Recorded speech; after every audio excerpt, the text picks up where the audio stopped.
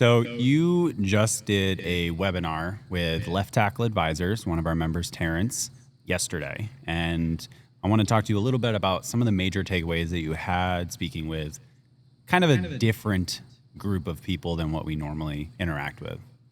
Yeah, I mean, it was a great seminar or webinar. Really, it was the first one that I've ever done like that. So felt like I was talking to myself in a room, which was a little crazy. But at the same time, it was good because we're obviously not the financial experts. Terrence took care of that part, luckily. And so he was talking to them about preparing for retirement and what that looks like to maintain your independence and freedom, at least from the financial aspect. Yeah. And people who have been members here and all that may know a little bit about Terrence's story, where he was at BYU as a football player and had aspirations to make it to the NFL, got to spend a little bit of time with the Miami Dolphins. And then, as he put it, he let things get a little bit away from him health-wise. And so I don't know what he was at his biggest, but he was a big boy. And, now he's down definitely over 100 pounds. He looks great. He's been working out here for the past few years. And so he invited us to talk. You did their workshop last year. Yeah. I did it this time. And we talked about maintaining your independence and freedom from a physical standpoint. Because obviously, if you go one way too far, the other one gets a little bit neglected. And we've seen that, in members and probably even in family members and stuff like that. So it was a good seminar. Cool. I've definitely seen that. That's honestly what I've made the first half of my career off of, was targeting these people who were hyper successful in business or whatever avenue they did, and then just forgot everything about their health, and then they were trying to buy back their health. You frankly can't. It is a lot more work than just getting ahead of it. That's exactly what we were talking about yesterday was, there's tons of cliche sayings everywhere, all over social media. Your doctors probably even have said a couple of them to you. But one way or the other, you're going to have to pay attention to your health. And so some people, they grind for an entire career. Mm-hmm. They've made all this money. They've got tons of money in their bank account. They're pretty much set for retirement. They hit that date, and then their health falls apart. And everything ends up going, all the money that they saved ends up going more towards healthcare rather than towards the fun things off the bucket list that they thought they were going to be doing. Actually, one story I did highlight in the webinar, it was on social media, but there's a guy who, and I can't remember his handle, but he goes around and interviews just a lot of millionaires, multimillionaires, even some billionaires. And he was interviewing Jesse Itzler, who had a private jet company, and he ended up selling it, and I'm sure had a bunch of other companies that I don't even know about. And he asked him, what's one thing that you would say to the next generation? Like, if you were to die tomorrow, what's one thing you want to leave them with? And he said, focus on your health. He said he had a friend who was a billionaire, and every time he swallowed, he had a sore throat. Yeah. And it hurt. So what do you think he thought about? Was it the money in his bank accounts, or was it the sore throat every time he swallowed? Yeah. And I think it doesn't take a genius to figure out which one that actually was. So obviously he had the financial resources to have an independent and great life, could buy whatever he wanted, but he couldn't necessarily buy his health back. Yeah. And I think that's incredibly important. Not that we can control every single thing. Sometimes it's in the cards, and that's what ends up happening. But there are definitely ways to mitigate that risk, and that's a lot of what we talked about yesterday. So what can we actually do to start mitigating that? And when do we need to start thinking about those things? Yeah, that's a great question, because I know that yesterday I was talking, most likely, since I couldn't really see them, to people that were a little bit closer to retirement than, say, we are. However, what kind of gets me is sometimes people come in here and they're 50, 60, and they'll say, like, well, I hear it's important that now I start. And it's like, I mean, yeah, it's definitely important that now you start, because it's technically not too late. However, really, we want to be focusing on starting these, healthy living practices more in your 35 to 45 years, rather than, I mean, honestly, it's just like the financial aspect. The earlier you start, the better. Yeah. But if you're 35 to 45 and haven't started yet, now is really time to buckle down, focus, and get some things in order so that you can enjoy your independence in retirement. Yeah. What are some of the main things that we should focus on if we are in our 35 to 45-year-old age? Like, what should we actually look at in terms of training or our health? Yeah, well, a lot of people, they'll talk about their clinical numbers and cholesterol and blood pressure and all that stuff, and that's obviously very important. Those are pretty standard. So if something is off on those, then yeah, you should definitely pay attention. But a lot of people also come back with clean blood work and then find out a little bit later, like, oh, there's been actual complications and from far before that Yeah. started. And some of the more common issues that we see in the people over 40, and especially once we get more towards 60, is going to be like sarcopenia. It's going to be collagen degradation. So that's hugely important. People don't even realize how much that actually affects, but tendons, ligaments, bones, skin, hair, everything like that.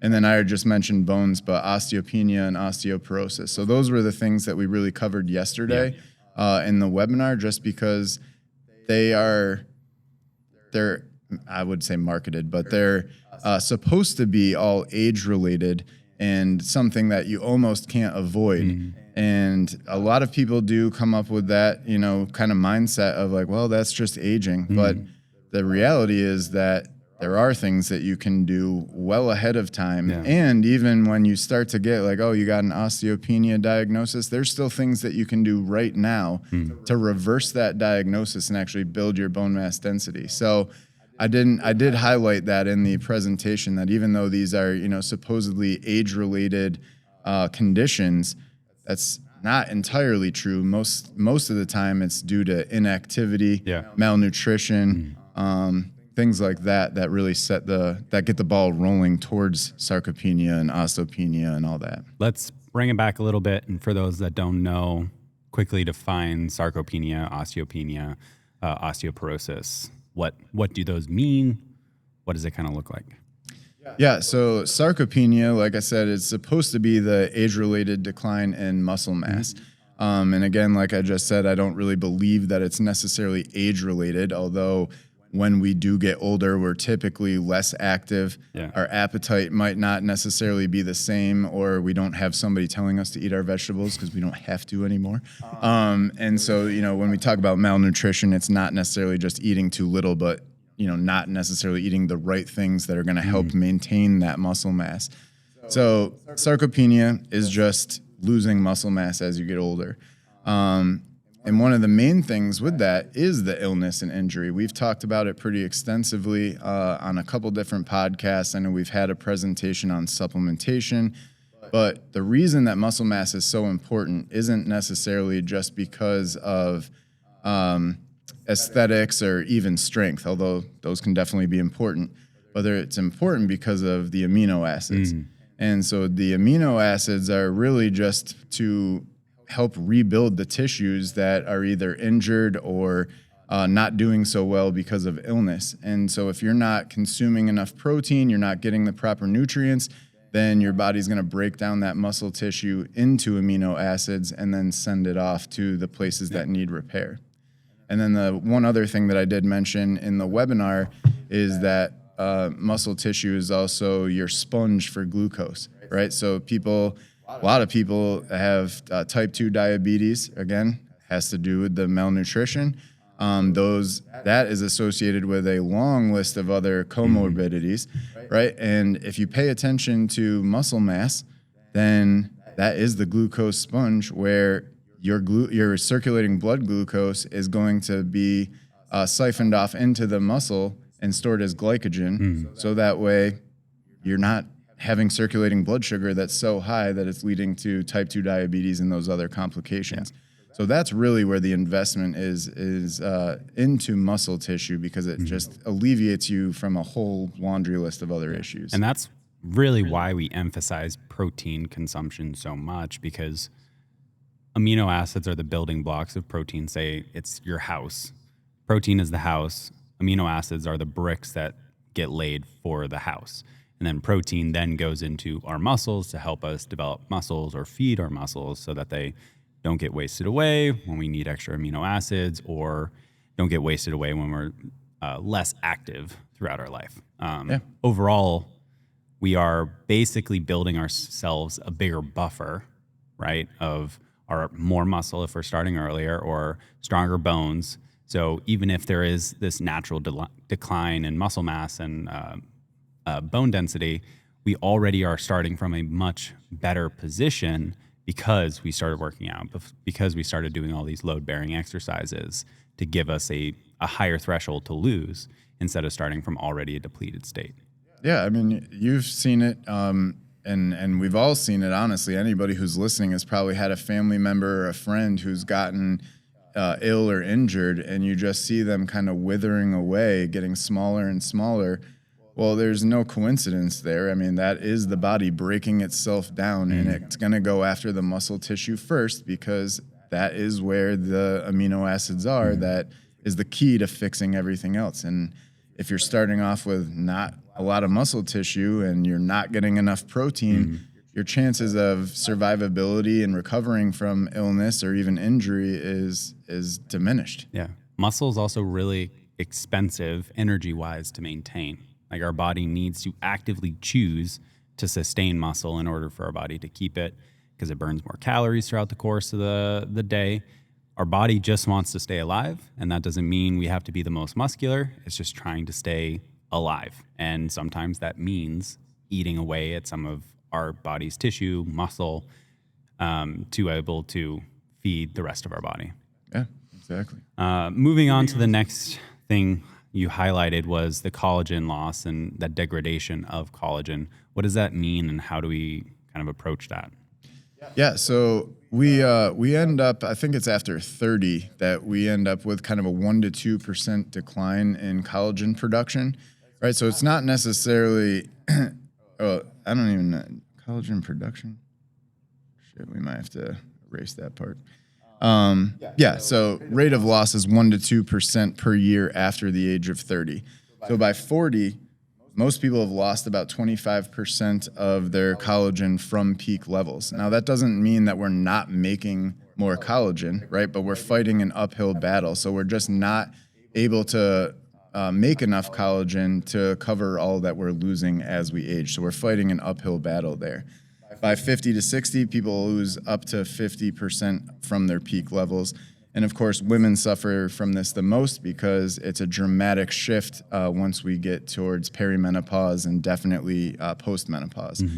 So what people don't realize is that even though we're making new collagen, the quality is often diminished of the new stuff that we're actually making. So where before you would have, we'll take skin, for example, you'd have these tightly knit, organized structures of collagen. Well, now it's going to be more sparsely populated in terms of those cells.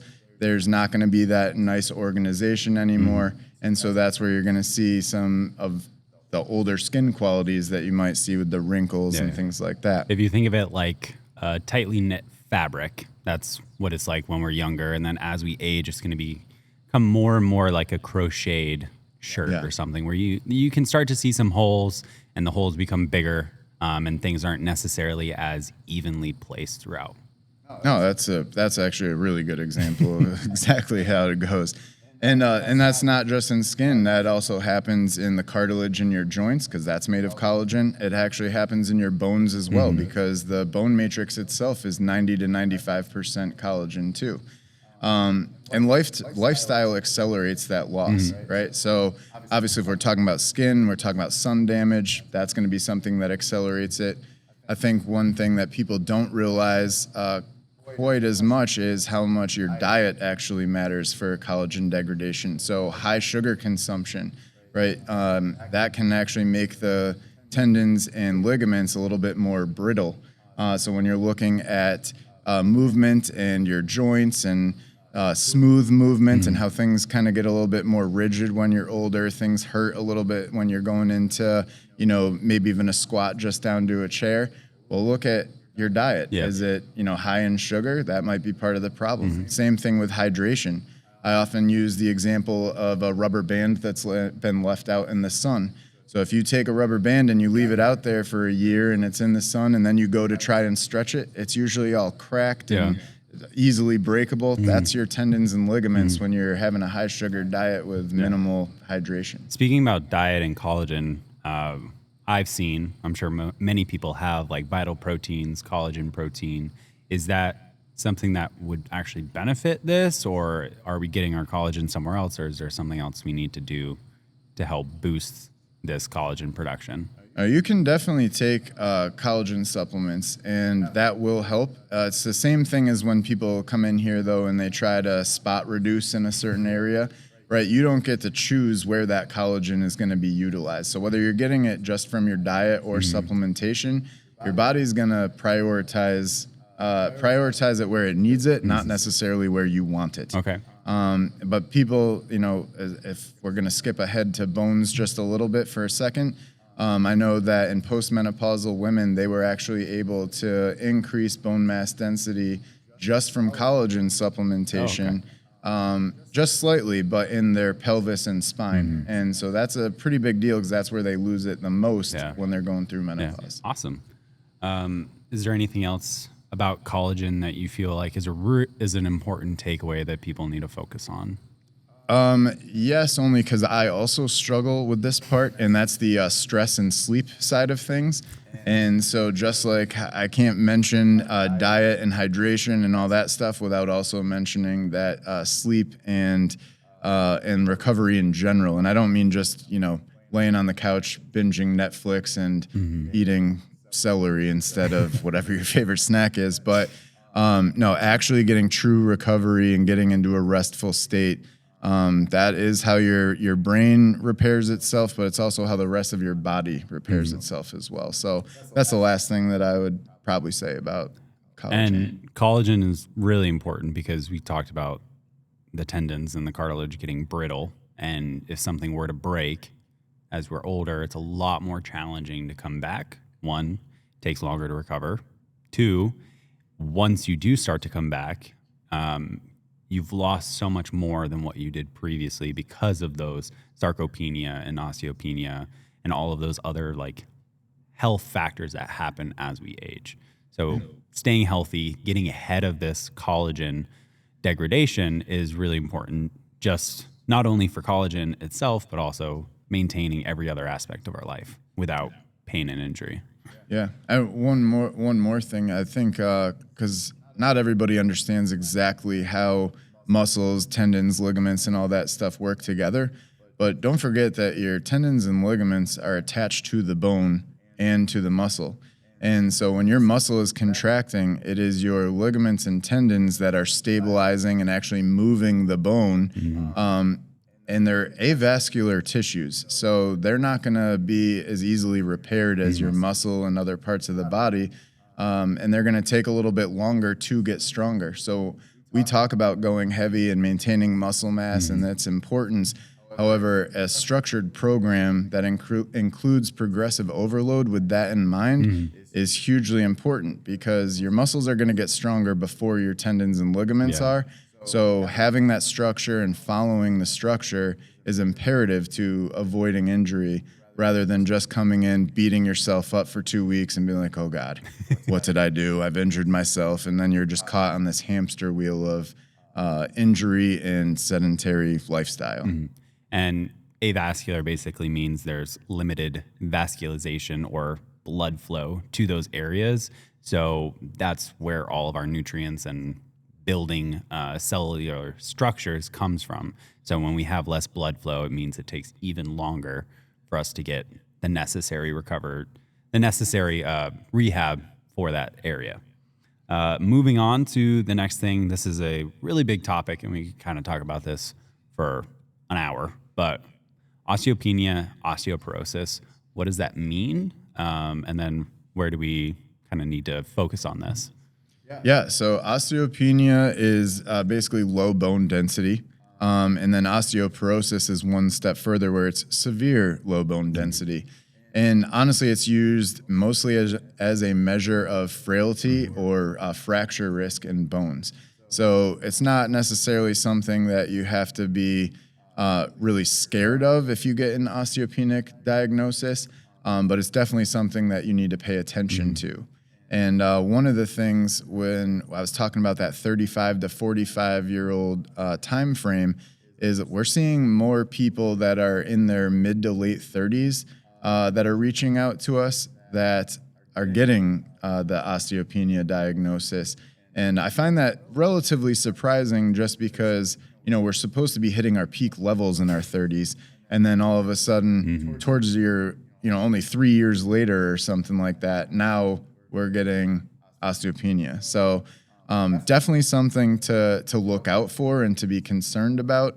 But again, it's not something that you need to be super scared of movement. In fact, it's the exact opposite. You need to be looking to get Mhm. some more movement. Why do you think that's starting to happen at such a young age when we should kind of be peaking around that period?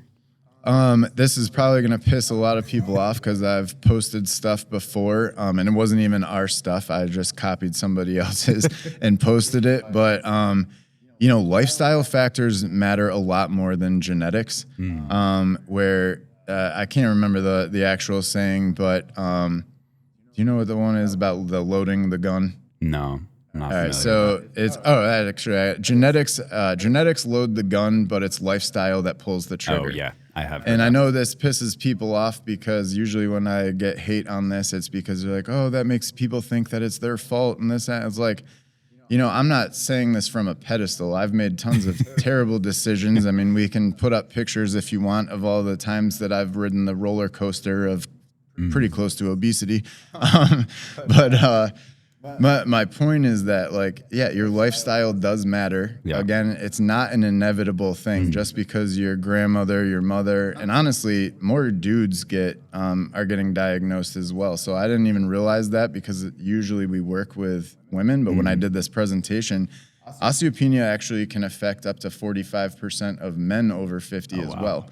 And we know that it affects up to 50% of women. So we're kind of neck and neck. Mhm. I think the only reason that women end up with osteoporosis more often than men is because we just have more muscle tissue. Mhm. And it's a more gradual decline as we Mhm. age rather than when people are perimenopausal. And then menopause, there's a more drastic shift Yeah. into that hormonal I'm change. sure some of it's also just cultural. It's more accepted for an older male to go to the gym and work out. And at least for that generation, it was less prevalent for women to go exercise and lift weights and exercise heavy, Yeah. frankly. But even with your question of why is it that we might be seeing people getting this diagnosis younger Mm. and at more of an accelerated rate, I think it really is to do mostly with our lifestyle in terms Mm. of, you have technology that's keeping kids and even, young adults inside more. They're not necessarily going out and doing activities. They're not going through the woods and building stuff and Mm. all that. And then on top of that, look at all of the processed food that we eat, right? We're not necessarily cooking dinner every night. A lot of times it's restaurants or DoorDash or, in my case, heating up 2-on-2 meal prep. And that, those are maybe some smarter choices that you can make, but we all know that the increase in type 2 diabetes and Mm. other things also points to the fact that we're eating a lot of processed food that is not good for So, us. should we all just drink more milk? No, we should not just drink more What should milk. we So do? it's kind of funny. A lot of people do take their calcium supplements and stuff like that, but they kind of miss the point. There's a lot more that goes into bone health than just calcium. Vitamin D is very important. Vitamin K2, if you're taking calcium, is also very Mhm. important because that helps transport it to the places that it is actually needed, Mhm. like the bone. And then, like we just talked about with collagen, 90 to 95% of your bone matrix is collagen. Mhm. And so, just taking a calcium supplement and thinking that you're doing a great job in terms of maintaining bone health, that's part of it, but it's definitely not Yeah. the big picture. Mm. How do once we take all of these supplements, how can we actually kind of tell our body to be like, hey, we need this bone. Let's start building some of it. Yeah, there's a lot of different ways. So, we talked about, or often talk about lifting heavy, and that Mhm. kind of jumps to more of the middle or latter stages. Mhm. If you're somebody who has this diagnosis, you haven't been very active, and you're looking for something to do almost immediately, Mhm. well, walking and getting your steps in is a huge thing because even though it is minimal impact, Mhm. that impact will give your bones the stress that they need to at least Yeah. start some of the remodeling process. And I know I've gone on other podcasts that we've done and talked about osteoblasts and all that type of stuff. And that's the only thing I'll mention is osteoblasts build new bone. So Mhm. that's what you're looking to produce, and that comes from stress, Yeah. putting your bones under stress. Mhm. So when I say don't be afraid of movement, don't be afraid of injury, obviously you're not going to get that diagnosis and then start training for a marathon the next day, right? We want to again have that Yeah. progressive overload so that way we're doing things safely and avoiding injury, but getting your steps in, doing some body weight exercises, Mhm. right? You know that you're always going to need to get up and down off of a chair or a toilet seat or whatever.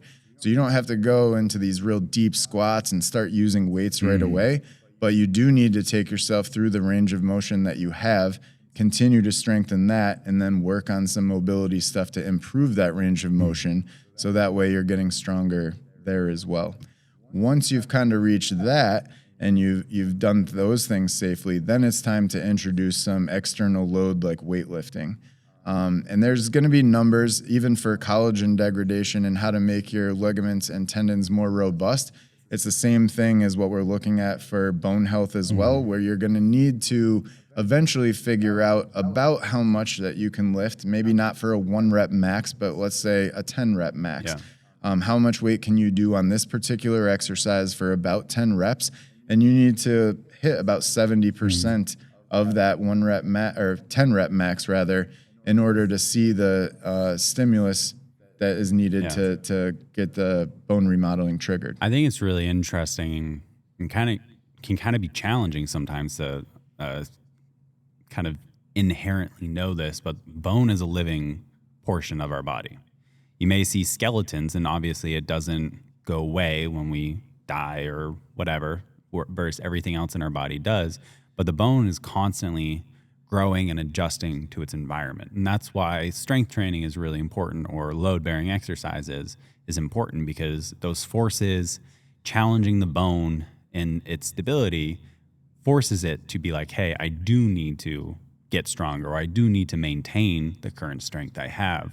Versus if swimming is not a great exercise for osteopenia and osteoporosis, unless you're like really far into that diagnosis, because it's not very load bearing. You're not giving your muscles that signal that means that they have, or your bones that signal that means that they have to maintain their density, or shift more nutrients and minerals into them to maintain their structural rigidity. Yeah.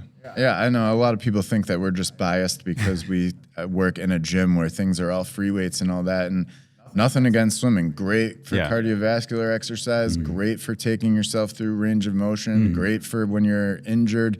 But if you're looking to build bone density, if you're looking to get that stimulus that's going to help you with Mhm. maintaining muscle mass and all that, swimming is not Mhm. necessarily the way to go, You or water aerobics for a lot of our listeners. you do need that cardiovascular training, that swimming, Yeah. whatever. That is a big part of overall health. But for bone density specifically, strength training is by far the number one methodology, or lever that you can pull to actually elicit some sort of change.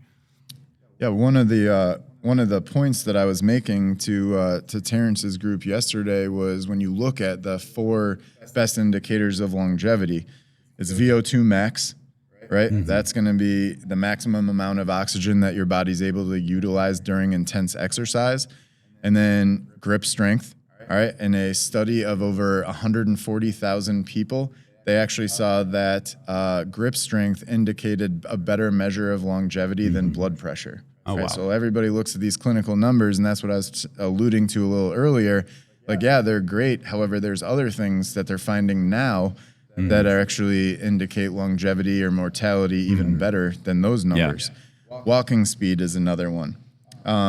and then the ability to get off the ground independently. In fact, one of the statistics that I saw is that those with the lowest scores on the sitting rising test were nearly 4 times likely to die from natural causes and 6 times likely from cardiovascular causes than those with perfect scores. And so I know a lot of people in here, Marty has been talking about it forever, but and he's one of our oldest clients in the gym, but a lot of doctors now, I think, are making their people do these sitting to rising tests and actually scoring them on different things. So you have to sit on the ground, whatever they're calling it now. We used to call it Indian style, and you can't use your hands to get off of the ground. Or if you do, you get a point deduction and things like that. But one of the main things that I was conveying is, okay, there's these 4 best indicators of longevity. And again, that's VO2 max, grip strength, walking speed, and the ability to get off the ground. What do they all have in common? They all require strength, right? So even VO2 max, you think, oh, that's cardio. But, well, if you're frail, you're definitely not going to be able to do intense exercise in order to improve your VO2 max. So it's important that you're strong there. And also, your heart's a muscle. So you have to treat it as such. Since we've kind of highlighted strength as one of the main things that we need to focus on, let's dig a little bit into what a proper strength training program really looks like, especially for this population. Yeah, so for this population, I'd say if you're not doing anything right now, a minimum of 2 days a week and maximum of probably 3 days a week is probably good. That gives you enough time to recover in between, so you're not just in a state of perpetual soreness and you're not overworking your tendons and ligaments. As I said, those take a little bit longer than muscle to strengthen. A phase of perpetual stress as well, since we highlighted that early. Working out constantly is a form of stress on our body. Yeah. So we need that recovery to help manage some of that stress to help all of our other signals come back. Yeah, absolutely. And that's something, again, that we can get away with when we're younger. Yeah. I know that, I was definitely like a 7-day, at least 6 days a week warrior. I've gotten a little bit off track from that. And mainly the 4 to 5 days a week has been suitable for me at this point when I try to focus a little bit more on recovery. But honestly, you don't really need to strength train more than 4 days a week. If you on those other days, you're going for your walks and you're doing things. And like I said, this is not recovery in terms of laying on the couch and watching Netflix. This is recovery in terms of you're still moving. You're just not necessarily loading your muscles and bones to a stressful point. Kind of like active recovery or... Yes. Yeah. Active recovery. Work on mobility. Go for a walk. Do things like that. Stretching, yoga, Pilates. Those type of things are going to be a lot less stressful than lifting weights if you're doing it correctly.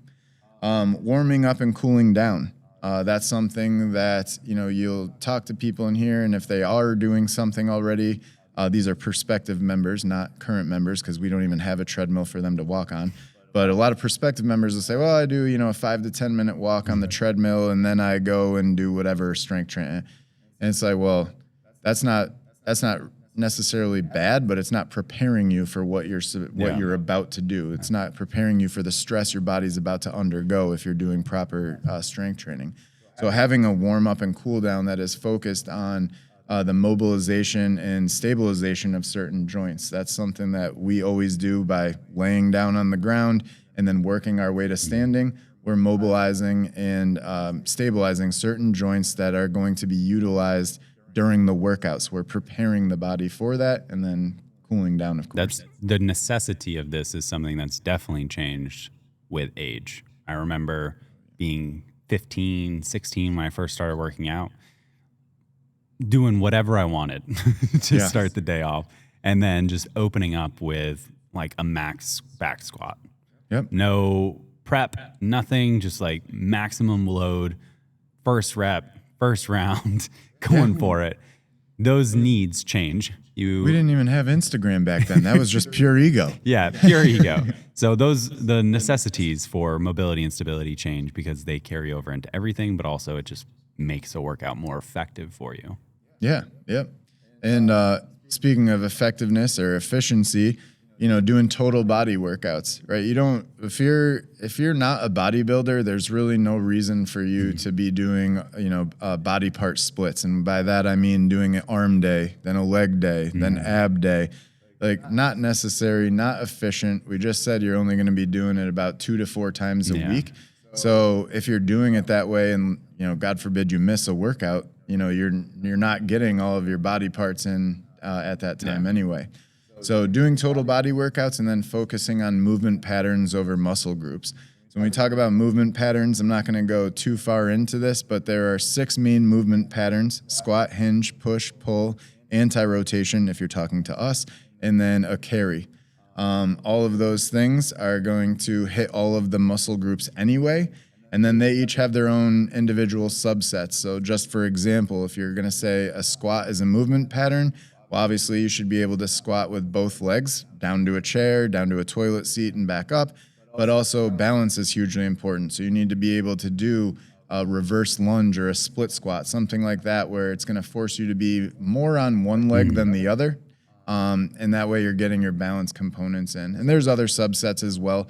But basically what you're looking at is by the time you've finished your 4 times of strength training per week, you should have hit all of those movement patterns in their individual subsets, maybe a couple times, but at least one time for each one. And those are valuable because, well, they are different movement patterns, different stuff. All of them are generally going to hit multiple muscle groups throughout. So while you are only doing, if you're only able to do each of these movement patterns and the variations of the movement patterns once a week, you're hitting all of the muscles at least 2, 3, maybe even 4 times per week, if you work out 4 times a week. And that's really the secret sauce to it, is you're switching things up to the point where you're, 1, not getting bored with the exercises. 2, you're hitting a variety of different movement patterns, preparing us for a more functional lifestyle. I know CrossFit's kind of functional, or has been deemed functional, but reality, functional is just being prepared for a whole host of kind of whatever happens in life.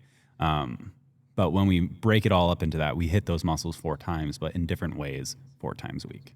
Exactly. And then I already talked about progressive overload, I think, enough. The only thing that I didn't really clarify is what that actually means. So there's different ways to manipulate the variables in your workout. So you can, of course, increase the weight. People who come in and they say, well, I only do 5s on this exercise, or I only do 10s on this exercise. Well, the stimulus is not going to be enough forever. I mean, that's good that you're moving and taking your joints through their full range of motion and all that. However, when it comes to all the things that we talked about at the beginning of this podcast, you're not getting that stimulus to build you back your bone, build back your muscle and all that. So you need to manipulate something, whether it's going to be the weight, the reps, the sets, or even the type of contraction that you're doing. When you're first starting out, a lot of times we have people doing what are considered isometric contractions. We're building stability. We're getting them in the position that they need to be in and then holding. So that way when we move to more dynamic exercises, that they are in the positions that they need to be in and things aren't sloppy with their form. Yeah. Eccentric contractions would be the next, and then concentric contractions. If you've been working out for a while, then you can mix those variables up and make your workouts more interesting while still doing pretty much the same exercises. People in here know, we do a monthly program, but it's not like every month brand new exercises are coming out that they've never seen before. No, sometimes we're slowing it down with eccentrics. Sometimes we're holding into isometrics. Other times we're going a little bit faster and we're working on power or agility, which is definitely important when you're talking about building back bone density and even muscle. You can't have just all slow moving exercises and expect that out in the real world, if you step off a curb and you stumble a little bit and you're only used to doing things slowly, you're going to recover slower and you're probably going to stop by laying on the ground. Yeah. So you need to work on all of those things to have a full comprehensive program. I don't know if we're going to put this in the episode, but did you see Ashton Hall? Do you know who that is? And Larry Wheels?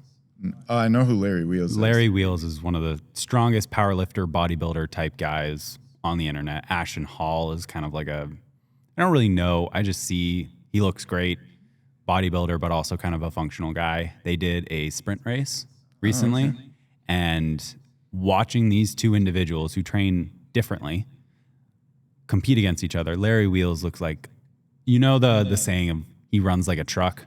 Yeah. Like just so rigid and powerful, but slow. Like he could run through a brick wall, but Yeah. he's not going to outrun anyone. Right. And then Ashton Hall, who's I've seen a lot of his stuff where he just runs really fast, like next to a car or whatever. And him running, the two different, both incredible physiques. The two different guys running is incredible. It's wild. That's watching awesome. I'll have these to two check guys that out. compete in a race. One moves well, one does not move well, and you can clearly tell that.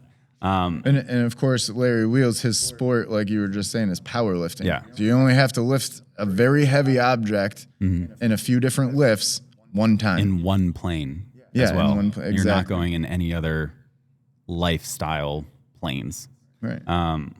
So thank you guys for listening to the Longevity Lab here at Peak City Gym. I do want to offer up a couple free resources for you guys. So I'm going to link them all down below. I will also create a QR code for you guys to check out the top 5 supplements for optimizing your health and your performance. If you want to check those out, feel free, and make sure you leave a comment if you found that this was valuable, if this taught you something, and we'll see you guys in our next episode.